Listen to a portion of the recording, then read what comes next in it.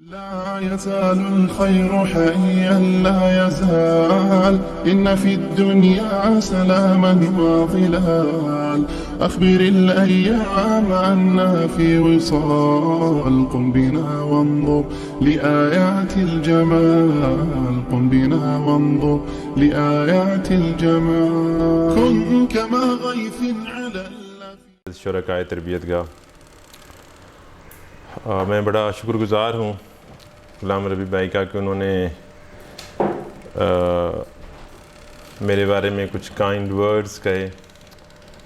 میں جمعیت طلبہ عربیہ ہی کا ایک سابق ہوں اور یہ میری سعادت ہے کہ مجھے 3 سال اس شعبے کی خدمت کرنے کا موقع ملا جب میں مرکز میں مختلف ذمہ داریوں پہ تھا،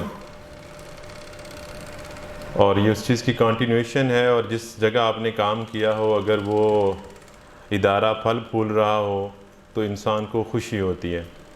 مجھے خوشی ہے کہ ماشاءاللہ جمعیت طلبہ عربیہ کی یہ تحقیقی تربیت گاہ دن بدن ترقی کر رہی ہے، لوگ اس سے سیکھ رہے ہیں۔ جس طرح ہم نے سیکھا تھا اس طرح آج لوگ اس سے سیکھ رہے ہیں، اور آنے والے سالوں میں انشاءاللہ آپ لوگ مختلف جگہوں پر یہ چیزیں سکھا رہے ہوں گے۔ میں منصورہ سے درس نظامی کر چکا ہوں اور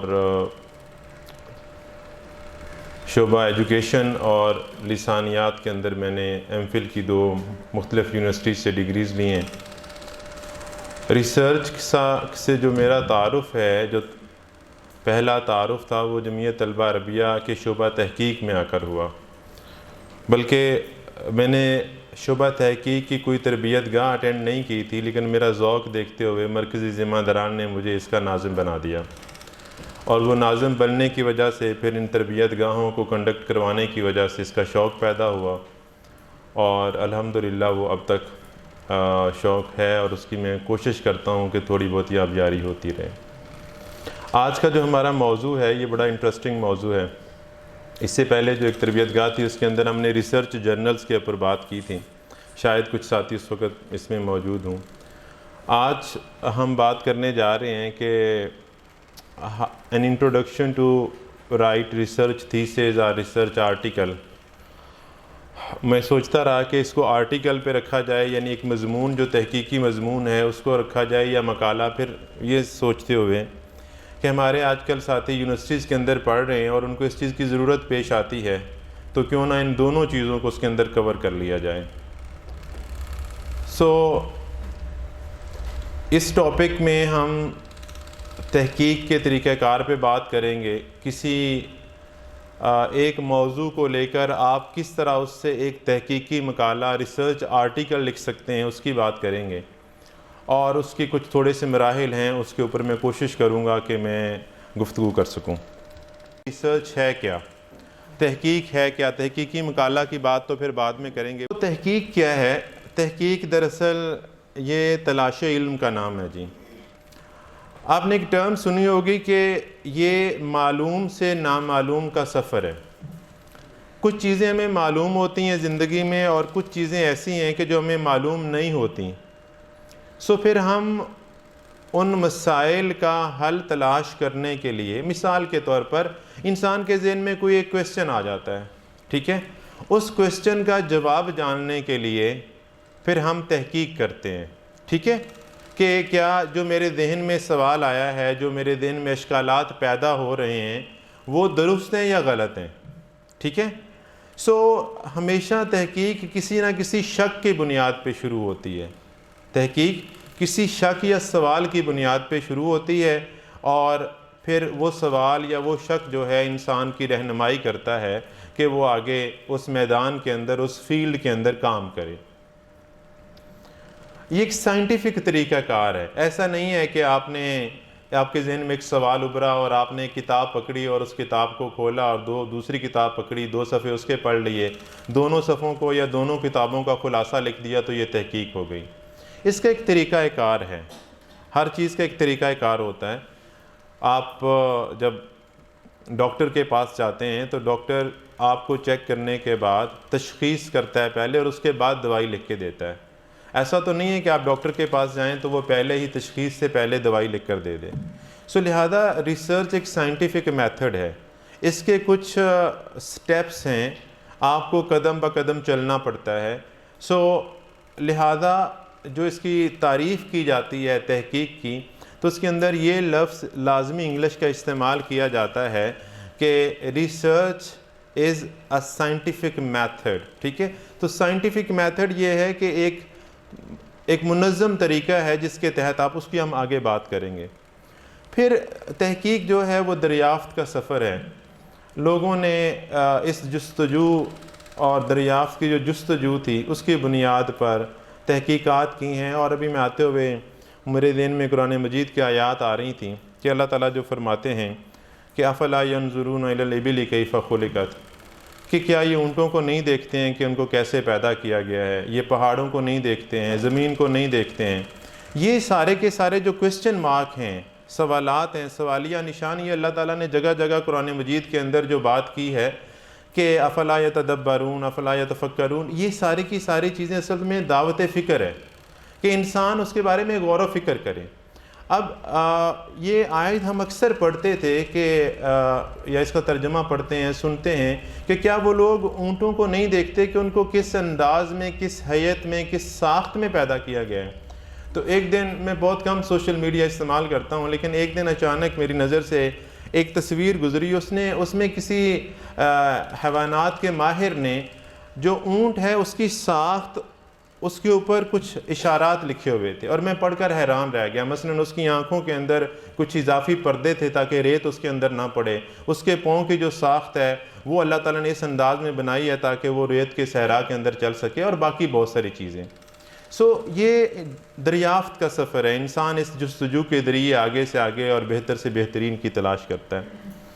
پھر تحقیق کا ایک مقصد یہ بھی ہوتا ہے، یا تحقیق اس چیز کا بھی نام ہے کہ آپ ایگزسٹنگ باڈی آف نالج، جو پہلے سے علم موجود ہے، you need to add something into it, آپ اس میں کچھ اضافہ کرنا چاہتے ہیں، اور موجودہ جو علم ہے اس کے اندر اضافے کے لیے، اس کا کوئی نیا پہلو دکھانے کے لیے تحقیق کی جاتی ہے. ٹھیک ہے، اور آخری بات یہ ہے کہ مسائل اور ان کی تشخیص کے لیے تحقیق کی جاتی ہے، ان کا حل پیش کیا جاتا ہے. جیسے میں نے پہلے کہا، یہ کسی نہ کسی سوال کی بنیاد پہ شروع ہوتی ہے. اچھا، اب جو اگلی چیز ہم نے کرنی ہے وہ یہ ہے کہ آپ ہر چیز کے پیچھے ایک موٹیویشن ہوتی ہے. ٹھیک ہے، ہم کچھ بھی کرتے ہیں تو اس کے پیچھے کھانا کھاتے ہیں تو اس کے پیچھے بھی ایک موٹیو ہوتا ہے کہ جو بھوک ہے وہ ختم ہو جائے. آپ یہاں آئے ہیں تو آپ میں سے ہر ایک کا کوئی نہ کوئی موٹیو ہوگا. مطلب تحقیق کے بارے میں سیکھنا، تھوڑا سا ٹائم ملا تو لاہور کی سیر کر لیں گے، منصورہ میں جو جماعت کے رہنما ہیں ان سے ملنے کا موقع مل جائے گا، تو موٹیو ہے ایک. سو اس لیے جو ریسرچ ہے، جو ایکڈیمک ریسرچ ہے، تعلیمی طور پہ جو تحقیق کی جاتی ہے، تو وہ اس کے پیچھے جو کامن، یا آپ یہ کہہ سکتے ہیں کہ جو زیادہ تر لوگوں کے ہاں جو ایک طرح کے محرکات ہیں وہ یہ والے ہیں. اس میں تعلیمی ڈگری اور اس سے منسلک فوائد، یہ تو پہلا طالب علموں کے لیے ہوتا ہے کہ ان کو اپنی ڈگری کمپلیٹ کرنی ہے تو اس کے لیے. پھر اسی طرح غیر حل شدہ مسائل کے حل کا شوق ہوتا ہے لوگوں کو، تو وہ اس کام کے لیے ریسرچ کرتے ہیں. اچھا، تخلیقی کام کا لطف اور ذہنی آسودگی ہوتی. جب آپ اس کام کو کرنے لگتے ہیں اور اگر آپ اس کا آرٹ جان جاتے ہیں اور آپ کو پتہ چل جاتا ہے کہ یہ ریسرچ کتنے مزے کا کام ہے، تو پھر آپ کئی گھنٹے بھی بیٹھے رہتے ہیں تو آپ کو بوریت محسوس نہیں ہوتی، آپ کو تھکاوٹ محسوس نہیں ہوتی. ٹھیک ہے، اسی طرح یہ مخصوص فن ہے. اس میں جو لوگ کام کرتے ہیں تو وہ بڑے آپ یہ سمجھ لیں کہ قابل لوگ ہیں، جنہوں نے ریسرچ کے میدان کے اندر یا ریسرچ کی فیلڈ کے اندر وہ لوگ کام کر رہے ہیں.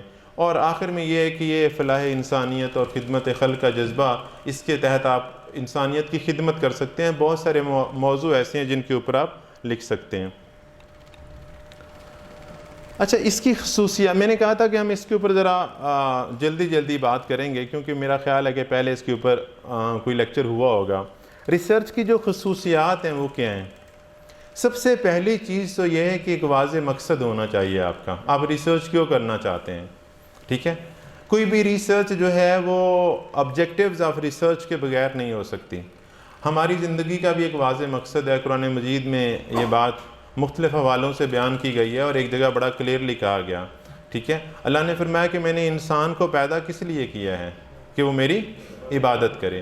تو علماء نے لکھا ہے کہ یہ انسانی زندگی کا اصل مقصد اور مفہوم اس آیت کے اندر بیان کیا گیا ہے، ٹھیک ہے۔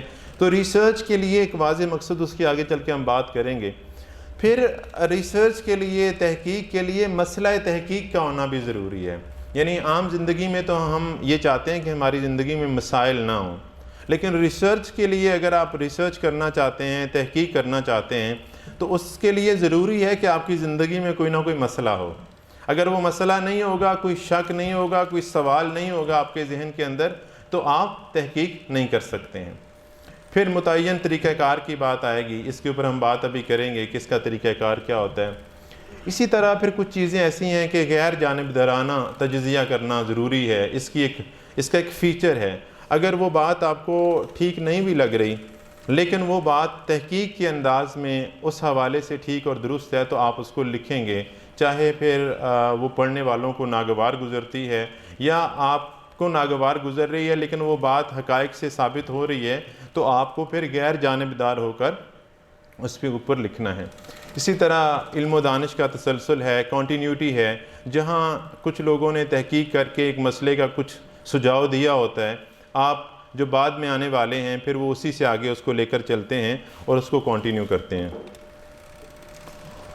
اسی طرح تحقیق کے کچھ اصول ہیں، پرنسپلز ہیں، وہ ایک ریسرچر کو، ایک ریسرچ آرٹیکل لکھنے والے کو، ایک مقالہ لکھنے والے کے لیے ضروری ہیں کہ وہ ان تسلسل کو اور ان جو اصول ہیں ان کو اپنائے۔ اب یہ سارے الفاظ آپ کے لیے مانوس ہیں، مثلا مقصدیت ہے، ایمانداری ہے، تسلسل ہے، اخلاقیات ہے، پروکار اور سادگی ہے، منصوبہ بندی ہے، قوت دلیل۔ ایک بڑی بات اس کے اندر کی گئی ہے کہ آپ ریسرچ کے اندر اوپینین نہیں دیتے ہیں۔ اوپینین کا مطلب یہ ہے کہ رائے نہیں دیتے ہیں۔ رائے دینا ریسرچ یا ریسرچر کا کام نہیں ہے۔ ریسرچر کا کام یہ ہے کہ اگر وہ صرف رائے دیتا ہے تو اس کی ریسرچ کو نہیں مانا جاتا، تحقیق وہ تحقیق نہیں کہلاتی۔ ہاں، اگر آپ نے کوئی رائے قائم کی ہے تو پھر اس کے لیے دلائل دینا ضروری ہے، ٹھیک ہے، آرگیومنٹس کرنا ضروری ہے، اور ان آرگیومنٹس کو، ان دلائل کو سپورٹ کرنا ضروری ہے کہ یہ بات آپ کس بنیاد پر کہہ رہے ہیں اور اس کے لیے کیا کیا دلائل ہیں۔ اسی طرح اس کے اندر اکاؤنٹیبلٹی ہونی چاہیے، جواب دہی کا احساس ہونا چاہیے کہ جو کچھ آپ لکھ رہے ہیں اس کو ہزاروں لوگ پڑھنے والے ہوں گے، تو جو کچھ آپ لکھ رہے ہیں تو وہ انصاف اور ایمانداری کے ساتھ لکھا جانا چاہیے۔ آپ کے پاس ایک مسئلہ تحقیق ہوتا ہے، وہی بات پھر آ جائے گی مسئلہ تحقیق کی، یا آپ کے پاس کوئی سوال ذہن میں ہوتا ہے، کوئی شک ایسا ہوتا ہے جس کو آپ دور کرنا چاہتے ہیں، ٹھیک ہے۔ اس مسئلہ تحقیق کے حوالے سے پھر آپ مطالعہ شروع کرتے ہیں۔ کیا کرنا شروع کرتے ہیں؟ مطالعہ شروع کرتے ہیں۔ ہم مطالعہ اس لیے کرتے ہیں کہ ہم اس مسئلہ کے جس کے اوپر آپ تحقیق کرنا چاہ رہے ہیں، آپ اس کے بارے میں اس کے مختلف پہلوؤں کو جان سکیں، اس کے مختلف پہلوؤں کو جان سکیں۔ اچھا، جب آپ اس کا مطالعہ کرتے ہیں اس کے اندر دو چیزیں دیکھتے ہیں آپ۔ ایک تو آپ یہ دیکھتے ہیں کہ جو اس کے بارے میں تصورات کیا ہیں، اور دوسری چیز جو ہے وہ آپ یہ بھی دیکھتے ہیں اور پڑھتے ہیں کہ اس کے حوالے سے سابقہ تحقیقات کیا ہو چکی ہیں، سابقہ تحقیقات کیا ہو چکی ہیں۔ اسے ہم ریویو آف لٹریچر کا نام دیتے ہیں، انگلش کی جو ٹرم ہے اس میں لٹریچر ریویو ہم اسے کہتے ہیں۔ لٹریچر ریویو یہ ہوتا ہے کہ اس مسئلے کے اوپر جو پہلے سے تحقیقات ہو چکی ہیں آپ ان کو پڑھتے ہیں اور کوشش کرتے ہیں یہ سمجھنے کی کہ یہ مسئلہ ہے کیا۔ دوسری بات کہ کیا کہیں ایسا تو نہیں ہے کہ جس ٹاپک کو لے کر یا جس پہلو کو لے کر آپ تحقیق کرنے کی کوشش کر رہے ہیں یا آپ اس پہ لکھنا چاہ رہے ہیں اس کے اوپر پہلے ہی لکھا جا چکا ہے۔ پھر اگر پہلے لکھا جا چکا ہے تو پھر اس کا فائدہ نہیں ہے، اور زیادہ تر یہ ہوتا ہے اگر آپ دوبارہ اسی ٹاپک پہ لکھنے کی کوشش کرتے ہیں تو زیادہ تر چانسز اس بات کے ہوتے ہیں، جس کی ہمارے پاکستان کے اندر ایک بہت بڑا وہ ہے کہ آپ پھر کاپی پیسٹ کرتے ہیں۔ اسے ٹیلرنگ ریسرچ کہا جاتا ہے۔ 2 صفحے اس کتاب سے نوٹ کر لیے، 4 صفحے اس کتاب سے نوٹ کر لیے، ایک پیراگراف اس کتاب سے اٹھا لیا، 2 باتیں اپنی لکھی، نیچے پھر حوالے کے نام پہ پورا صفحہ لکھ دیا، تو یہ ریسرچ نہیں ہے، ٹھیک ہے، یہ پھر کمپائلیشن کہلاتی ہے۔ جب آپ مطالعہ کریں گے، دیکھیں گے کہ اس کے اوپر سابقہ تحقیقات کیا ہو گئی ہیں، اب جب آپ نے ایک مسئلہ تحقیق جو کہ بہت واضح تھا، آپ کے ذہن میں بالکل کلیئر ہے کہ میں اس ٹاپک کے اوپر کام کرنا چاہ رہا ہوں، پھر آپ نے اس سے جو ریلیٹڈ تصورات ہیں ان کا مطالعہ کیا، سابقہ تحقیقات کا بھی مطالعہ کر لیا، تو اب آپ کے ذہن میں وہ جو مسئلہ تحقیق ہے وہ زیادہ واضح اور کلیئر ہو گیا۔ آپ کو یہ بھی پتہ چل گیا کہ اب اس کے اوپر تحقیق کی ضرورت ہے یا نہیں ہے۔ اچھا، اگر اس کے اوپر تحقیق کی ضرورت ہے تو پھر یہ دیکھا جائے گا کہ کیا جو آپ نے ذہن بنایا تھا، جس پہلو کے اوپر ریسرچ کرنے کا ذہن بنایا تھا، کیا اسی پہلو کے اوپر ریسرچ کی ضرورت ہے، یا جب آپ نے تھوڑا سا مطالعہ کیا تو آپ کو پتہ چلا کہ اس کے اوپر تو کام ہو چکا ہوا ہے لیکن کچھ ایسے اس کے پہلو ہیں جس کو ابھی کسی نے ٹچ نہیں کیا، تو پھر آپ کیا کریں گے؟ پھر آپ اپنے مسئلہ تحقیق کو اس کے مطابق کیا کر لیں گے؟ تھوڑا سا چینج کر لیں گے، اس کو تبدیل کر لیں گے۔ اور اس کے بعد پھر یہاں پہ آ کے تشکیل مفروضہ، انگلش میں اس کے لیے ہائپوتھیسس کی ٹرم استعمال ہوتی ہے۔ جتنی بھی ریسرچز ہوتی ہیں اس میں دو چیزیں ہوتی ہیں، یا تو ریسرچ کویسچن ہوتے ہیں جس کو ہم تحقیقی سوالات کہہ سکتے ہیں یا تحقیق کے سوالات کہہ سکتے ہیں، یا پھر ہائپوتھیسز ہوتے ہیں۔ یہ وہی بات ہے جو میں تھوڑی دیر پہلے عرض کر رہا تھا کہ آپ کو ریسرچ کے لیے آپ کے ذہن میں یا تو کوئی مفروضہ ہونا چاہیے اور یا پھر آپ کو آپ کے ذہن میں کوئی سوال ہونا چاہیے۔ مثال کے طور پر میں ایک مفروضہ پیش کرتا ہوں کہ مدارس میں پڑھنے والے طلبہ کی اردو زبان سکولوں میں پڑھنے والے طلبہ سے زیادہ بہتر ہوتی ہے، ٹھیک ہے؟ اب یہ ایک مفروضہ ہے، اس کے اوپر ریسرچ کی جا سکتی ہے۔ Being a student of linguistics, یعنی لسانیات کا طالب ہوتے ہوئے میں اس ٹاپک کے اوپر ریسرچ کنڈکٹ کر سکتا ہوں، ٹھیک ہے؟ یہ ایک میں نے مفروضہ بنایا ہے۔ یہ ایک مفروضہ ہو سکتا ہے کہ جو مدارس کے اندر پڑھنے والے طلبہ ہیں ان کی انگلش بھی اسکول کے اندر پڑھنے والے طلبہ جیسی ہی ہوتی ہے، یہ بھی ایک مفروضہ ہو سکتا ہے۔ مفروضہ تو مفروضہ ہوتا ہے، اس کا حقیقت سے تعلق نہیں ہوتا۔ آپ کوئی بھی مفروضہ سیٹ کر سکتے ہیں، اور مزے کی بات یہ ہے ریسرچ کے اندر کہ یہ ضروری نہیں ہے کہ آپ کا مفروضہ صحیح ثابت ہو یا غلط ہو، وہ غلط ہوتا ہے یا صحیح ہوتا ہے۔ آپ نے ایک مفروضہ بنایا اور اس کی بنیاد پہ آپ نے ریسرچ کنڈکٹ کی ہے، آپ کو اس بات سے قطع نظر کہ اس کا نتیجہ کیا نکلے گا، آپ مفروضہ سیٹ کر سکتے ہیں، اس کو لکھ سکتے ہیں۔ اس کے لیے پھر اس کے آگے فردر اقسام ہوتی ہیں، نل ہائپوتھیسز ہوتے ہیں جس میں نہیں کا لفظ آتا ہے، اور کچھ سمپل ہائپوتھیسز ہوتے ہیں۔ لیکن زیادہ تر جو ہم کوالٹیٹیو ریسرچ کرتے ہیں، یہ دو ٹرمز شاید آپ نے سنی ہوں گی، ایک کوانٹیٹیو ریسرچ ہوتی ہے اور ایک کوالیٹیٹیو۔ یہ سنی آپ میں سے کسی نے یہ دونوں ٹرمز؟ نہیں سنی؟ اچھا، جو تحقیق ہے میرے بھائی، اس کو مختلف اس کی اقسام ہیں۔ جس طرح حدیث کی ہم بات کریں، اگر میں چونکہ اسلامیات کا استاد ہوں تو حدیث کی بات کریں تو حدیث کی بھی اقسام ہیں، ٹھیک ہے؟ وہ مطلب ہم اس کو مختلف کیٹیگریز میں تقسیم کرتے ہیں۔ ہم یہ دیکھتے ہیں کہ اس کی جو اتھینٹیسٹی ہے حدیث کی، اس کے حوالے سے یہ حدیث صحیح ہے، حسن ہے، یا ضعیف ہے، یا فیبریکیٹڈ ہے، یا پھر ہم یہ دیکھتے ہیں کہ راویوں کے اعتبار سے اس حدیث کی یہ کس قسم کی حدیث ہے۔ کوانٹیٹیو ریسرچ جو ہے وہ تعداد اور نمبرز کے ساتھ ہوتی ہے۔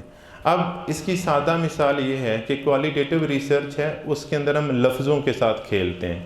اگر میں اس کتاب کے اوپر، اسلامی ریاست کے اوپر کوالیٹیٹیو ریسرچ کرنا چاہوں تو میں یہ لکھوں گا یا اس میں اس بات کا جائزہ لوں گا کہ یہ جو کتاب ہے اس کا موضوع کیا ہے۔ میں الفاظ کی بات کر رہا ہوں، میں لفظوں کے ساتھ، میں خاصیت کے ساتھ کی ریسرچ کر رہا ہوں۔ اس کا موضوع کیا ہے؟ کیا یہ موضوع اتنا اہم تھا کہ اس کے اوپر کتاب لکھی جائے؟ اچھا، اس کا لکھنے والا کون ہے؟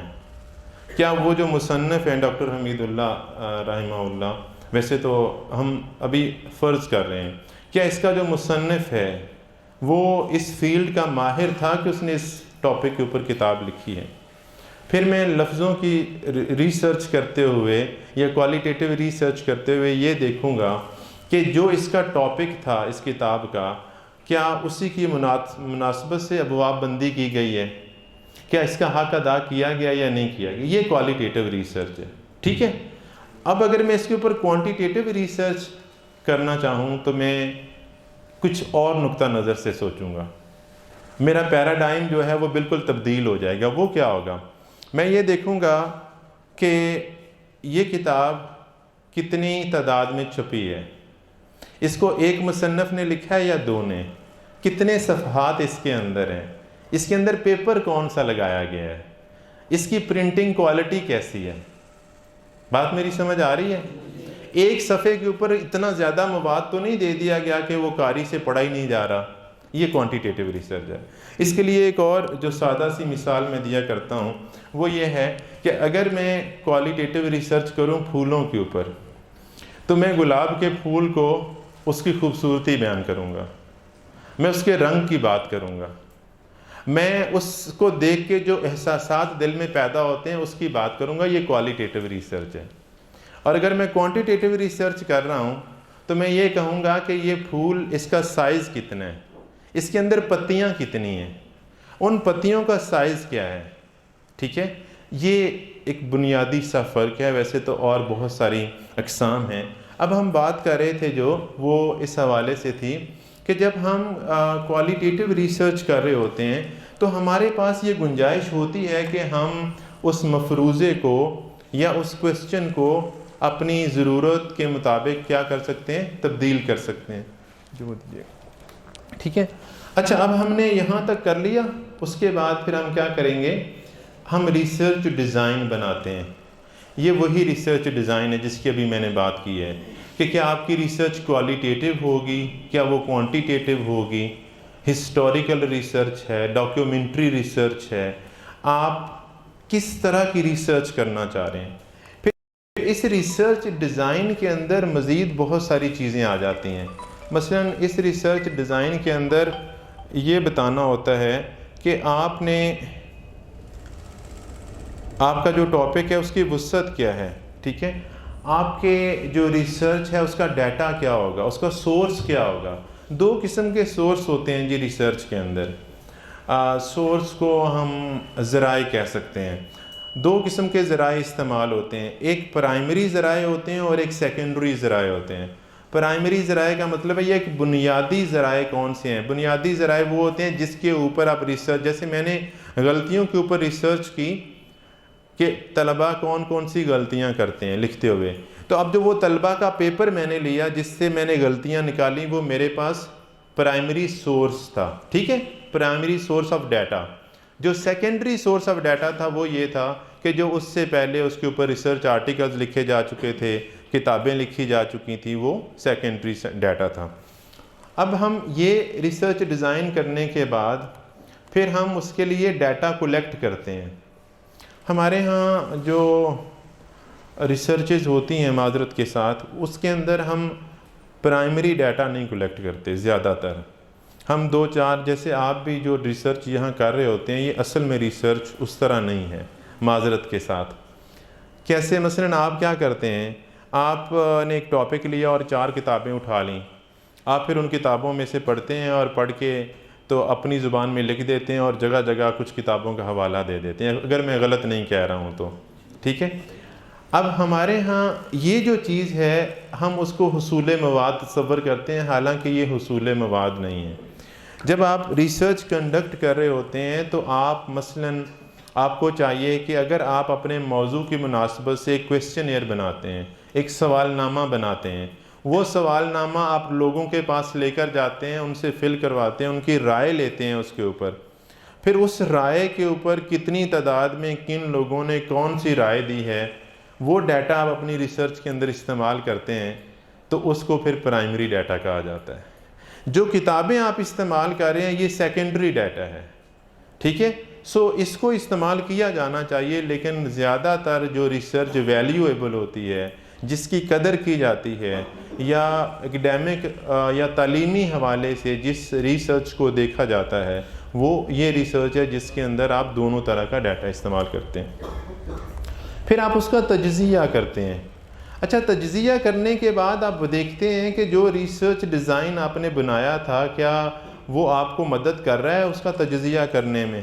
اگر مجھے وقت مل سکا تو میں اس آرٹیکل کی جو ایک پریزنٹیشن ہے اس کو میں آپ سے ڈسپلے کروں گا آپ کے سامنے.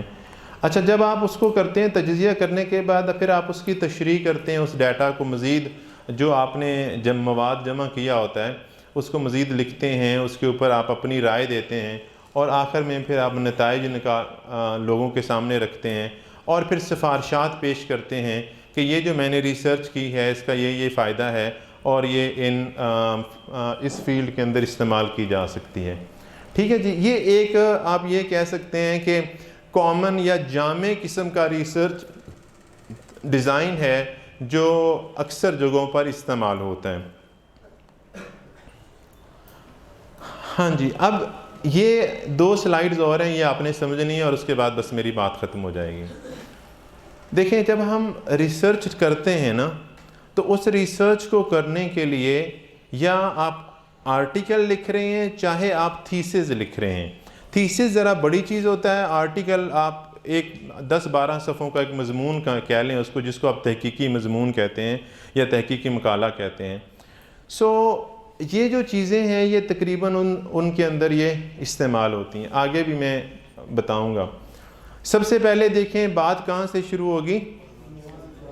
آپ ایک مسئلہ تحقیق آپ کے ذہن میں تھا تو آپ نے کوئی ایک عنوان، جب بھی جو لوگ ریسرچ کنڈکٹ کرتے ہیں، جیسے میں نے تھیسز لکھا تو تھیسز سے پہلے جو ہمارے سپروائزرز ہوتے ہیں وہ کہتے ہیں کہ ایک پرپوزل بنا کے لاؤ. پرپوزل کا ترجمہ تو اور مطلب تو آپ لوگوں کو پتہ ہوگا. پرپوزل یہ ہے کہ ایک مجوزہ خاکہ بنا کر لاؤ کہ آپ کیا کرنا. آپ جب انشاءاللہ کسی یونیورسٹی میں جائیں گے یا کسی جگہ پہ پراپر ریسرچ کریں گے، سب سے پہلا کام جو آپ سے کہا جائے گا کرنے کا وہ یہی ہے کہ آپ وہ ریسرچ جو آپ کرنا چاہتے ہیں، جو کچھ آپ کے دماغ کے اندر ہے، ذہن میں ہے، آپ اس کا ایک خاکہ تیار کر کے لائیں. اب یہ سلائیڈ اس حوالے سے ہے جو ہم پی ایچ ڈی کا تھیسس کر لیں یا ایم فل کا تھیسس کریں، یہ سارے مراحل ہمیں اس میں پورے کرنے ہوتے ہیں. اور غلام نبی ابھی تھیسس کر رہا ہے تو اس کو بھی اس چیز کا فائدہ ہوگا. اچھا جی، ہم کیا کریں گے، ہم ایک عنوان ہمارے پاس ہوتا ہے. عنوان کیا ہے؟ جو بھی جس ٹاپک کے اوپر آپ ریسرچ کر رہے ہیں اس کا ایک عنوان ضروری ہے. پھر ایبسٹریکٹ لکھنا ہوتا ہے 350 سے 500 الفاظ کے درمیان. اس میں آپ کو بتانا ہوتا ہے کہ آپ کا مسئلہ، اس کو میں نے ترجمہ کرنے کی کوشش کی خلاصہ یا خطہ. ایک نقصان یہ ہوا ایچسن کالج میں پڑھانے کا کہ وہاں ہماری بول چال پڑھانا سارا چونکہ انگلش زبان میں ہوتا ہے، اگرچہ میں اسلامیات پڑھاتا ہوں اور موسٹلی جو کمیونیکیشن ہے وہ بھی اس میں ہوتی ہے، تو انگلش بولنے کی وجہ سے اردو کے کچھ مناسب الفاظ کبھی کبھی مجھے نہیں مل پاتے، جس کا مجھے افسوس ہے. میں کوشش کرتا رہا کہ اس کے لیے میں کوئی صحیح سے ترجمہ کر سکوں، لیکن بہرحال نہیں مل سکا. اور سید منور حسن صاحب اللہ تعالیٰ انہیں جنت میں اعلیٰ مقام عطا فرمائے، وہ کہتے ہوتے تھے کہ جو بات میں کہنا چاہ رہا ہوں میں کہہ نہیں پا رہا، لیکن آپ تو سمجھ رہے ہیں. تو اس لیے میری بھی وہی حالت ہے، میں کوشش کر رہا ہوں کہ اس کو ایکسپلین کروں. تو آپ ایک ایبسٹریکٹ لکھتے ہیں. اگر کہیں آپ ریسرچ جرنل اٹھا کے دیکھیں گے یہاں ہوں گے تو اس میں ہر آرٹیکل سے پہلے آپ نے 350 صفحے کا ایک ایبسٹریکٹ لکھنا ہوتا ہے. وہ آپ کی پوری ریسرچ کا آپ یہ کہہ لیں کہ خلاصہ ہوتا ہے چھوٹا سا. اچھا، جب ہم ریسرچ کانفرنسز میں اپنے آرٹیکلز بھیجتے ہیں تو وہ پورا آرٹیکل نہیں منگواتے. مزے کی بات یہ ہے وہ آپ سے کہتے ہیں آپ اپنا ایبسٹریکٹ بھیج دیں. وہ آپ کا ایبسٹریکٹ پڑھتے ہیں اور اس سے ان کو اندازہ ہو جاتا ہے کہ یہ ریسرچ پیپر اس قابل ہے کہ اس کو لے لیا جائے یا نہیں. پھر وہ اس کے بعد آپ کا آرٹیکل منگواتے ہیں. یا ہمارے ہاں جو دیہاتی مثال دی جاتی ہے تو وہ بھی شاید کارگر ہو. جو نائی کھانا بنا رہا ہوتا ہے تو وہ پوری دیگ تو کھا کے نہیں چیک کرتا کہ یہ دیگ صحیح پکی ہے یا نہیں، وہ 2-4 چاول کھا کے چیک کرتا ہے کہ یہ صحیح ہے یا نہیں. تو آپ یہ کہہ لیں کہ یہ جو ریسرچ کا خطہ لکھا جاتا ہے یا خلاصہ لکھا جاتا ہے جسے ہم ایبسٹریکٹ کہتے ہیں، یہ بڑا ہی معنی خیز ہوتا ہے. آپ پوری ریسرچ کر لیتے ہیں، اس کے بعد اس کو جب لکھتے ہیں تو یہ بڑا ایک ٹائم ٹیکنگ کام ہے. اچھا، پھر آپ کو یہ بتانا ہوتا ہے کہ اس ریسرچ کا پس منظر کیا ہے. اس کا انٹرو کرتے ہیں، لکھتے ہیں، تعارف کراتے ہیں آپ کا مسئلہ کیا ہے اور اس کا آپ پس منظر بھی بتاتے ہیں. جیسے میں نے ایک پس منظر بتایا آپ کو کہ میں اس طرح ایک کام کر رہا تھا، ڈیوٹی کر رہا تھا اور اس دوران میرے ذہن میں یہ آئیڈیا آیا کہ مجھے اس کے اوپر کام کرنا چاہیے. کارٹون میں ایک دن ویسے دیکھ رہا تھا تو ذہن میں خیال آیا کہ کارٹونز کے اوپر ریسرچ کرنی چاہیے. میں نے جو ایم فل کا تھیسس ہے وہ میں نے کارٹونز، الادین کارٹون آئے تھے ایک دور میں، سیریز آئی تھی، تو میں نے اس کے اوپر ریسرچ کی. جرمنی کے ایک پروفیسر تھیں ان کے ساتھ، جو میرا ایم فل کا تھیسس ہے. تو یہ اس کا پس منظر تھا کہ ہم جنرلی کارٹونز کو دیکھتے تھے تو مجھے نہیں اس میں کچھ برائی محسوس نہیں ہوتی تھی. پھر جب میں نے اس کے اوپر ریسرچ کی اور اس کو دیکھنا شروع کیا تو میری آنکھیں کھلیں کہ اچھا ان کارٹونز کے پیچھے کتنا بڑا مقصد ہوتا ہے. ان کے جو جملے بولے جا رہے ہوتے ہیں، جو حرکات و سکنات ہیں، جو ان کا لباس ہے، تو وہ ایک الگ برحل کہانی ہے. یہ پس منظر اس کا. پھر مسئلہ تحقیق کی ہم بات کر چکے ہیں. جب آپ وہ کر لیتے ہیں تو پھر مقاصد تحقیق لکھے جاتے ہیں. کیا لکھے جاتے ہیں؟ وہی یہ نارملی یہ ہوتا ہے کہ آپ 2 سے 3 مقاصد تحقیق کے لکھتے ہیں کہ آپ کیا کرنا چاہ رہے ہیں. ٹھیک ہے؟ اچھا، ان مقاصد کو حاصل کرنے کے لیے آپ پھر تحقیق کے سوالات بناتے ہیں. یا تو سوالات ہوتے ہیں یا وہ ہائپوتھسز، مفروضے ہوتے ہیں، دونوں میں سے ایک چیز ہوتی ہے. پھر آپ یہ بھی بیان کرتے ہیں اس پرپوزل کے اندر کہ آپ کی تحقیق کی اہمیت کیا ہے، لوگ اسے کیوں پڑھیں، ان کو اس سے پڑھ کر کیا فائدہ ہوگا، یا کیا یہ اتنا ضروری کیوں ہے کہ اس کے اوپر ریسرچ کی جائے. پھر آپ لٹریچر کا جائزہ لیتے ہیں. ٹھیک ہے؟ لٹریچر جو اس پہ لکھا جا چکا ہے. پھر آپ طریقہ تحقیق اپنا واضح کرتے ہیں کہ آپ کوالیٹیٹیو ریسرچ کریں گے یا کوانٹیٹیٹیو کریں گے. پھر کوالیٹیٹیو کے اندر بھی مختلف اقسام ہیں، کوانٹیٹیٹیو کے اندر بھی ہیں. تو پھر آپ اس طرف جاتے ہیں کہ آپ نے کیا کرنا ہے. اس کی منصوبہ بندی بتاتے ہیں کہ یہ ریسرچ میری جو ہے وہ 4 ماہ میں ختم ہو جائے گی، سال لگے گا، میں کس وقت تک کتنے ابواب کر لوں گا. ٹھیک ہے؟ اس کے اندر کیا کیا وسائل چاہیے ہوں گے مجھے. وہ اگر ڈاکیومنٹری ریسرچ ہے تو ہو سکتا ہے آپ کو کچھ ڈپارٹمنٹ سے پرانے ڈاکیومنٹری جو ڈاکیومنٹس ہیں وہ نکلوانے پڑیں. ٹھیک ہے؟ پھر اس کی ابواب بندی کرتے ہیں آپ، اور آخر میں حوالہ جات دیتے ہیں. یہ پرپوزل آپ سبمٹ کر دیتے ہیں. کس کو؟ جو آپ کا سپروائزر ہوتا ہے. اور یہ کم و بیش کوئی پی ایچ ڈی کے لیے 30 سے 35 صفحات کا ہوتا ہے. ٹھیک ہے؟ ابھی میں ہفتہ پہلے میں نے خود پی ایچ ڈی نہیں کی ابھی، لیکن مجھے اللہ تعالیٰ نے یہ شرف ضرور بخشا ہے کہ میں نے کافی لوگوں کو پی ایچ ڈی کرنے میں مدد کی ہے، ان کے تھیسس کروانے میں. تو ابھی ہفتہ پہلے ایک ہمارے دوست ہیں، وہ انٹرنیشنل ریلیشن شپ، تعلقات عامہ کے اندر پی ایچ ڈی کر رہے ہیں. تو انہوں نے اپنا ہائپوتھسس، یہ جو پرپوزل تھا وہ مجھے بھیجا کہ صبح میں نے پیش کرنا ہے تو آپ اس کو ایک نظر دیکھ دیں، اس کی انگلش بھی اور باقی چیزیں. تو وہ میں نے ان سے اجازت لی. میں نے کہا کہ یہ اگر آپ مجھے اجازت دیں تو میں اس کے اندر کچھ تبدیلیاں کرنا چاہتا ہوں. تو ان کو میں نے تبدیلیاں کر کے بھیج دیں. وہ اللہ کا شکر ہے ایکسیپٹ ہو گیا. تو انہوں نے مجھے کہا کہ آپ کی پی ایچ ڈی کہاں تک پہنچی؟ تو میں نے کہا میں نے خود ابھی نہیں کی ہے، ابھی کرنی ہے، لیکن یہ ہے کہ جو کچھ میں نے سیکھا ہے اس کے مطابق یہ غلط تھا، تو لہٰذا میں نے اس کو درست کر دیا ہے. اب یہ 20 سے 25 صفحات ہوتے ہیں.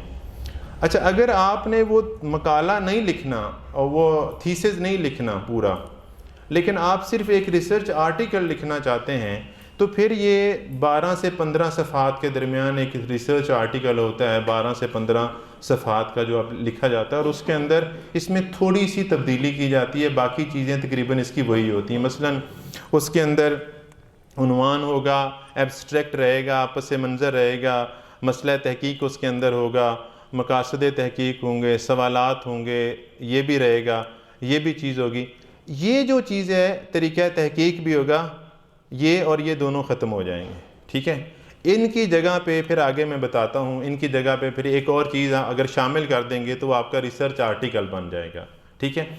جب ہم نے تھیسس لکھنا ہوتا ہے، تھیسس کو بھی مقالہ ہی کہتے ہیں، مطلب وہ جب آپ نے اس کو یا بڑا تھیسس لکھنا ہوتا ہے ڈگری کے لیے، تو پھر ہم کیا کرتے ہیں، جب ہم یہ اپروو کروا لیتے ہیں سپروائزر سے، تو جب ہم صحیح مقالہ لکھتے ہیں تو اس کو اس کا چیپٹر 1 بنا دیتے ہیں. کیا بنا دیتے ہیں؟ چیپٹر 1. تو اگر کسی بندے کو پرپوزل لکھنا آ گیا تو اس کا مطلب یہ ہے کہ اس نے اپنا چیپٹر 1 لکھ لیا. اب لیں جی، یہ اصل اس کا ماخذ ہے جو کچھ اس کے اندر لکھا جاتا ہے، نفس مضمون جس کو میں کہہ سکتا ہوں. اب یہ اس مقالے کا پورا آپ یہ کہہ لیں کہ میں نے کوشش کی کہ ابواب بندی ہے، پھر اسی کو میں ایکسپلین کر دوں گا۔ دیکھیں یہ پہلا باب اس کے اندر آپ بناتے ہیں وہ تعارف کا ہوتا ہے۔ اب تعارف کے اندر کیا کیا چیزیں آ جائیں گی، وہ ساری چیزیں جو میں نے پیچھے بتائی ہیں وہ تعارف کا حصہ بن جائیں گی۔ آپ کا مسئلہ تحقیق کیا تھا، آپ اس کے اندر جو ہے سوالات تحقیق کیا ہیں، اور اس تحقیق کی اہمیت کیا ہے، اس کے مفروضہ جات کیا ہیں، ٹھیک ہے، یہ ساری کی ساری چیزیں آپ کس کا حصہ بنا دیں گے، باب نمبر 1 کا، ٹھیک ہے۔ اس کے بعد پھر آپ باب نمبر 2، عمومی طور پر یہی ہوتا ہے کہ جو سیکنڈ چیپٹر ہوتا ہے، سیکنڈ چیپٹر آپ کا وہ لٹریچر ریویو کا ہوتا ہے۔ لٹریچر ریویو کرنے کے 2 طریقے ہیں جی۔ ایک طریقہ تو یہ ہے کہ آپ مثلاً اگر آج 2022 ہے تو جو ایکڈیمک ریسرچ ہوتی ہیں، تعلیمی تحقیقات ہوتی ہیں، اس میں گزشتہ 5 سال کے ریسرچ پیپرز کو ریویو کرنے کا کہا جاتا ہے، یا گزشتہ 5 سال کی جو تحقیقات ہیں ان کی باتوں کو یا ان کے حوالہ جات کو کنسیڈر کیا جاتا ہے۔ اگر آپ بہت پرانی ریسرچز لکھتے ہیں تو پھر وہ اتنا زیادہ کریڈیبل نہیں ہوتا، اتنا زیادہ اس کو وقت نہیں دی جاتی۔ اب اس کا طریقہ یہ ہوتا ہے کہ یا تو آپ جو آتھرز ہیں، ریسرچرز ہیں، ان کی ڈیٹ کے حساب سے شروع کر لیں، ٹھیک ہے، یا پھر آپ یہ ہوتا ہے کہ آپ یہ دیکھ لیں ایک ریسرچ 2021 میں ہوئی ہے، ایک 20 میں ہوئی ہے، ایک 19 میں ہوئی ہے، تو آپ اس طرح کرتے ہیں پہلے جو 2020 کی ریسرچز ہو چکی ہیں اس کو مینشن کر لیتے ہیں، پھر آپ 19 پہ چلے جاتے ہیں، پھر 18 پہ چلے جاتے ہیں، اس طرح۔ یا یہ ہوتا ہے کہ آپ پہلے 2015 سے شروع کر لیتے ہیں یا 17 سے، اور پھر 17، 18، 19، 20 اور 21 تک لے آتے ہیں۔ لوگ دونوں طریقے استعمال کرتے ہیں، کچھ ایسے بھی ہوتے ہیں وہ مکس کر لیتے ہیں، جو چیز جس ایئر کس سے ملی ہے وہ اس کو لکھ دیتے ہیں۔ لیکن اس کو ابھی ہم نے تھوڑی دیر پہلے پڑھا ہے کہ اس لٹریچر ریویو کا مطلب کیا ہوتا ہے، اس کا مقصد کیا ہوتا ہے، کوئی ساتھی مجھے بتائے گا؟ ابھی تھوڑی دیر پہلے ہم پڑھ رہے تھے نا کہ جب آپ لٹریچر ریویو کرتے ہیں، متعلقہ مواد کا جائزہ لیتے ہیں، تو اس سے 2 چیزیں انسان کے سامنے آتی ہیں۔ ایک چیز تو یہ کہ کیا اس کے اوپر پہلے کام ہو چکا ہے یا نہیں، کن کن پہلوؤں کے اوپر کام ہو چکا ہے، اور دوسری بات یہ کہ آپ کے سامنے جو آپ کا مسئلہ تحقیق ہوتا ہے وہ زیادہ کھل کر آشکار ہو جاتا ہے اور آپ اس کو زیادہ بہتر انداز میں سمجھ پاتے ہیں۔ اچھا جی، تیسرا جو چیپٹر ہے آپ کا مقالے کا، یہ سب سے زیادہ اہم ہے۔ یعنی آپ یہ سمجھ لیں کہ اگر یہ چیپٹر آپ نے صحیح نہیں لکھا تو آپ کی جو پوری ریسرچ ہے وہ بیکار ہے۔ اب اس میں جو ٹرمز استعمال ہوتی ہیں، ریسرچ میتھڈ اور ریسرچ میتھڈالوجی، تو یہ ٹرمز استعمال ہوتی ہیں۔ اس کے اندر آپ یہ بتاتے ہیں کہ یہ ریسرچ کی نیچر کیا ہوگی، کوالیٹیٹیو ہوگی یا کوانٹیٹیو ہوگی، ٹھیک ہے، ایک چیز آپ یہ بتاتے ہیں۔ پھر آپ یہ بتاتے ہیں کہ آپ کی ریسرچ کی پاپولیشن کیا ہے۔ پاپولیشن کا مطلب یہ ہے کہ یہ طالب علموں کے بارے میں ریسرچ کی جا رہی ہے، عام لوگوں کے بارے میں ریسرچ کی جا رہی ہے، اساتذہ کے بارے میں ریسرچ کی جا رہی ہے، جو دینی مدارس کے بارے میں، یہ پاپولیشن ہے۔ پھر اس کے اندر پاپولیشن کے اندر سامپلنگ ہوتی ہے۔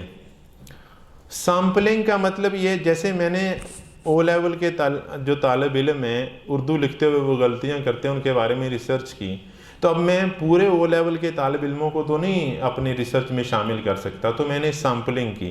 سامپل کا مطلب یہ ہوتا ہے کہ اس میں سے 50، 60، 70 لوگ میں نے سلیکٹ کیے، میں نے 50 سلیکٹ کیے مثلاً۔ یا جیسے میں نے کارٹونز کے اوپر ریسرچ کی، تو اب میں کارٹونز جو جتنے بھی کارٹونز تھے وہ سب کے اوپر تو نہیں کر سکتا تھا، تو میں نے ڈزنی لینڈ ایک کمپنی ہے اس کے کارٹون سلیکٹ کیے۔ پھر اس کے اندر بھی میں نے کہا جو الادین کے نام سے کارٹون ہیں، یہ 3 سیریز 82، 84 اور 86 میں پبلش کیے گئے تھے، تو میں صرف ان 3 سیریز کے اوپر کام کروں گا، ٹھیک ہے۔ تو اس طرح آپ اس کی سامپلنگ کر لیتے ہیں۔ پھر سامپلنگ کے طریقے ہیں کہ آپ کیسے سامپلنگ کریں گے، آپ نے کس کرائیٹیریا کے اوپر لوگوں کو سلیکٹ کیا، ٹھیک ہے۔ تو کوالیٹیٹیو ریسرچ کے اندر نارملی ہم رینڈم سامپلنگ کرتے ہیں، مرضی سے، پرپوسیولی، کہ یہ 50 لوگ، میں نے مثلا میرے پاس 13 سیکشن تھے، تو میں نے 13 میں سے 3 سیکشن جو بچوں کے تھے ABC مثال کے طور پر، بس ان کے پیپر اٹھا لیے، ٹھیک ہے۔ تو اس کو رینڈم سامپلنگ کہتے ہیں۔ اور بہت ساری چیزیں. اس کا طریقہ کار یہ بڑی انٹرسٹنگ چیز ہوتی ہے, کلسٹر سیمپلنگ ہوتی ہے. مثلا آپ نے 1 3 5 7 9 11 یہ جو رول نمبر تھے ان کے پیپر اٹھا لیے. آپ نے کلاس میں سے دیکھا جن بچوں کا نام اے سے شروع ہو رہا ہے آپ نے ان کے پیپر اٹھا لیے. تو اس کے مختلف طریقے ہیں سیمپلنگ کے, ٹھیک ہے. آپ اس میں سیمپلنگ کرتے ہیں. اچھا پھر آپ یہ بتاتے ہیں کہ آپ کا جو ہے وہ ڈیٹا کیا ہوگا, ٹھیک ہے, وہ میں نے بتایا. پھر ڈیٹا کلیکشن کیسے ہوگی آپ کی, یہ سارا اس باب میں لکھا جاتا ہے. ڈیٹا کلیکشن کیسے ہوگی آپ کی, آپ ڈیٹا کیسے کلیکٹ کرو گے. اچھا پھر ٹول آف ڈیٹا کلیکشن کیا ہوں گے, یعنی وہ کون سے ذرائع ہیں جن کو آپ استعمال, جیسے میں نے کہا آپ لوگوں کے جا کے انٹرویوز کریں گے, ٹھیک ہے. کچھ عرصہ پہلے غلام ربی بھائی تشریف لائے تھے میرے پاس کالج میں اپنا ایک ریسرچ کا مسئلہ ڈسکس کرنے کے لیے. تو اس وقت ہم اس ٹاپک پہ بات کر رہے تھے کہ آپ کیا کیا کر سکتے ہیں. آپ کویسچن بنا سکتے ہیں, سوال نامہ بنائیں اور لوگوں سے فل کروا لیں. آپ لوگوں کے جا کے انٹرویوز کر سکتے ہیں. آپ اس کے اوپر ٹاک شوز کر سکتے ہیں, سن سکتے ہیں, ٹھیک ہے, اس سے ڈیٹا لے سکتے ہیں. تو یہ ٹول آف ڈیٹا کلیکشن ہے, ٹھیک ہے. اچھا جب ڈیٹا کلیکٹ ہو جائے گا تو پھر آپ اس ڈیٹا کا انالیسس کیسے کریں گے, اس کا تجزیہ کیسے کریں گے. اس تجزیے کے لیے آپ کون سا طریقہ اختیار کریں گے اور اس کس سوچ اور زاویے یا نقطہ نظر کے ساتھ اس کا تجزیہ کریں گے, ٹھیک ہے. یہ اس کو ہم انگلش میں جو ٹرم استعمال کرتے ہیں تھیوریٹیکل فریم ورک. دیکھیں تھیوری جو ہے ہر انسان کی الگ الگ ہے. سید مودودی رحمہ اللہ کا جو تصور دین ہے وہ مختلف ہے, ٹھیک ہے. غامدی کا تصور دین مختلف ہے. اب یہ سادہ سی میں نے مثال دی ہے, اس کو ہم اپنی ریسرچ کی زبان میں تھیوریٹیکل فریم ورک کہتے ہیں. تو جب آپ نے کسی موضوع پر تحقیق کرنی ہوتی ہے تو آپ کو اس باب میں یہ بھی لکھنا ہوتا ہے کہ آپ کس تھیوریٹیکل فریم ورک کے ساتھ اس کے اوپر تحقیق کریں گے. مثلا میں جب ریسرچ کر رہا تھا کارٹونز کے اوپر, کہ میرا ٹاپک یہ تھا کہ جو ڈزنی کے کارٹونز ہیں ان کارٹونز کے اندر ہماری مشرقی روایات کو غلط طریقے سے پیش کیا گیا ہے. آسان لفظوں میں اس کا مطلب میرا یہ تھا. میری غلطی یہ ہوئی کہ میں نے ایک جرمن پروفیسر تھیں ان کے ساتھ ریسرچ پروجیکٹ شروع کر لیا. اب وہ مغرب اور یورپ اور اس سارے ماحول کی دل دادا تھیں اور ڈیفینیٹلی اس کی سپورٹر بھی تھیں, اور میں مدرسے کا پڑھا ہوا بیک گراؤنڈ میری یہ تھی. تو جو ہی اس کے اندر اب میں جس تھیوریٹیکل فریم ورک کے ساتھ کام کر رہا تھا اس تھیوریٹیکل فریم ورک کے اندر میرے لیے جو چیزیں سوٹ کرتی تھیں وہ اس جو میری سپروائزر تھیں وہ تو بالکل اس کے لیے زہر قاتل تھیں. تو جب بھی میں کوئی لفظ لکھ دیتا تھا تھوڑا سا, مثلا ویسٹرن میڈیا جو ہے وہ بائسڈ ہے, جانبدارانہ رپورٹنگ کرتا ہے, تو ان کو غصہ آ جاتا تھا اس بات پہ کہ یہ آپ نے کیوں لکھا. تو ایک دن انہوں نے تنگ آ کے مجھے کہا کہ آپ بنیاد پرست مولوی ہیں, کیونکہ ان کو پتہ تھا کہ میں مدرسے سے پڑھا ہوں. تو انہوں نے کہا کہ آپ فنڈامنٹلسٹ ہیں, آپ کے ذہن سے ابھی تک وہ بات نہیں نکلی, اس لیے انہوں نے پکڑ کے وہ پورا چیپٹر میرا کراس کر دیا کہ آپ نے یہ ٹھیک نہیں لکھا, یہ جو الفاظ ہیں یہ آپ نے مناسب الفاظ کا چناؤ نہیں کیا. تو یہ جو تھیوریٹیکل فریم ورک ہے یہ ہونا بڑا ضروری ہے کہ آپ کس کے نقطہ نظر کے مطابق اس مسئلے کو سمجھنا چاہ رہے ہیں, ٹھیک ہے. پھر اس کے اندر آپ یہ لکھتے ہیں کہ آپ اخلاقیات کیا کیا اپنائیں گے اس ریسرچ کو کرتے ہوئے. اب اخلاقیات یہ ہیں, مثلا میں نے اگر ڈیٹا کلیکٹ کیا ہے آپ لوگوں سے تو آپ کو میں اس چیز کا اختیار دیتا ہوں کہ آپ اس کے اوپر اپنا نام نہیں لکھیں. جو آپ نے رائے دی ہے پھر میں آپ کو یہ پوچھوں گا کہ کیا میں آپ کی آراء کو استعمال کر سکتا ہوں, ٹھیک ہے. پھر میں آپ کا نام ظاہر نہیں کروں گا, پھر میں وہ جو رائے لکھی جاتی ہیں ان کو میں اپنے پاس محفوظ رکھوں گا, اور بہت ساری اس میں اخلاقیات آ جاتی ہیں. اگر میں کسی مصنف کا حوالہ وہاں سے کوئی چیز لیتا ہوں تو اس کا میں ریفرنس دوں گا, اس کو اکنالجمنٹ کہتے ہیں. یہ نہیں ہے کہ آپ نے پوری کتاب لکھ دی اور آخر میں 2 حوالے دے دیے, باقی سارا جن لوگوں کا آپ نے چھاپا مارا ہے آپ نے کسی کا نام تک لینا مناسب نہیں سمجھا. تو یہ ساری چیزیں ہم اس کے اندر جو ریسرچ میتھڈولوجی ہے اس کے اندر ہم ساری مینشن کرتے ہیں. اور بھی بہت ساری چیزیں ہیں, بات لمبی ہو جائے گی. آپ کو اس میں ڈی لیمیٹیشنز لکھنی ہوتی ہیں. ڈی لیمیٹیشن یہ ہے کہ میری ریسرچ کن کن پہلوؤں تک محدود رہے گی, ٹھیک ہے, یہ بھی لکھنا ہوتا ہے. اچھا میری ریسرچ کس علاقے کے لوگوں کے لیے ہے, ٹھیک ہے, یہ بھی لکھنا ہوتا ہے. اور پھر آپ یہ بھی لکھتے ہیں کہ کیا یہ اپلیکیبل ہے, اس کو جنرلائز کیا جا سکتا ہے, اس کا انطباق سارے لوگوں پر ہو سکتا ہے یا نہیں ہو سکتا. یہ ساری کی ساری چیزیں جو ہے وہ اس ریسرچ میتھڈ کے جو چیپٹر ہوتا ہے اس کے اندر لکھی جاتی ہیں. ٹھیک ہے. اچھا، اب جب یہ چیپٹر آپ کر لیتے ہیں تو آپ کے 3 چیپٹر ہو جاتے ہیں. چوتھا چیپٹر جو ہوتا ہے وہ آپ اس کو کہتے ہیں presentation of data. Presentation of data جو ہے اس کے اندر پھر وہ مواد جو آپ نے اکٹھا کیا ہے وہ آپ اس میں ترتیب سے لکھنا شروع کرتے ہیں. جب وہ آپ مواد لکھ لیتے ہیں تو پھر اس مواد کا جائزہ لیتے ہیں، اس کا تجزیہ کرتے ہیں، انالیسز کرتے ہیں، پھر اس کی انٹرپریٹیشن اس کو ہم کہتے ہیں تشریح کرنے کو. آپ اس کو آگے فردر بیان کرتے ہیں، ایکسپلین کرتے ہیں. آخر میں پھر جا کے جو ایک باب ہوتا ہے اس کے اندر آپ اس کے نتائج، اس سے کیا نکلے آپ کی ریسرچ سے، جو سوال آپ کے ذہن میں آیا تھا اس سوال کو آپ نے جانچنے کی کوشش کی تھی تو اس کا نتیجہ کیا نکلا ہے اور وہ صحیح ہے، غلط ہے، کیا ہے، اس کی سفارشات پھر آپ لکھتے ہیں. پھر اس کے بعد آخری جو چیپٹر تو نہیں ہوتا اس میں جا کے آپ حوالہ جات دے دیتے ہیں. تو اگر آپ دیکھیں گے تو آپ کی جو ریسرچ ہے عمومی طور پر اس کے اندر یہ 5 چیزوں کا ہونا ضروری ہے. انٹروڈکشن، اس کے اندر ساری چیزیں جو میں نے بتائی ہیں، لٹریچر ریویو، طریقہ تحقیق، میں نے اس کے مختلف جو اور اس کے اندر چیزیں ہیں وہ بیان کی. اسی طرح یہ جو مواد ہے اس کو کیسے پیش کیا جاتا ہے، اور پھر نتائج اس کے کیا ہوتے ہیں اور سفارشات کیا ہوتی ہیں. ٹھیک ہے جی. اور یہ کچھ مجوزہ کتابیں ہیں جو ریسرچ کے اندر آپ لوگوں کو استعمال کر سکتے ہیں سمجھنے کے لیے. آپ ان چیزوں سے واقف بھی ہوں گے اردو میں. ہمارا مسئلہ یہ ہے کہ زیادہ تر مواد انگلش زبان کے اندر ہے، اور میں نے بھی ان چیزوں سے تنگ آ کے ایم اے انگلش کیا تھا اور بعد میں اس فیلڈ کے اندر گیا لنگوسٹکس کے اندر، کہ ہمارے ہاں انفارچونیٹلی زیادہ تر مواد اس حوالے سے یا جو ٹیکنیکل چیزیں ہیں وہ انگلش کے اندر ہے، اور اردو میں اس طرح کی اس اعلیٰ پائے کی کتابیں موجود نہیں ہیں جو جن سے ہم استفادہ کر سکیں. ٹھیک ہے. سو ویسے بھی انگریزی زبان کا سیکھنا ضروری ہے، لیکن اگر آپ پڑھنے لکھنے کا کام کرنا چاہ رہے ہیں تو اس کے لیے یہ تو بہت ضروری ہے. مجھے ابھی 2-3 دن پہلے ہمارے ایک سابق معاون امین عام ہیں، ان کی کال آئی. ان کے کوئی class fellow P H D کر رہے ہیں تو وہ کسی کتاب کا انگلش سے اردو میں ترجمہ کروانا چاہ رہے تھے تاکہ وہ اس کو اس میں استعمال کر سکیں اپنی پی ایچ ڈی کے اندر اس کو سمجھنے کے لیے. تو دیکھیں یہ ایک بڑا مشکل کام ہے. آپ ابھی طالب علم ہیں، ابھی سے اگر آپ آگے اس فیلڈ میں جانا چاہتے ہیں تو بہتر یہ ہے کہ آپ ابھی سے ان چیزوں کے اوپر کام کرنا شروع کریں اور لینگویج جو ہے اس کو ضرور سیکھیں.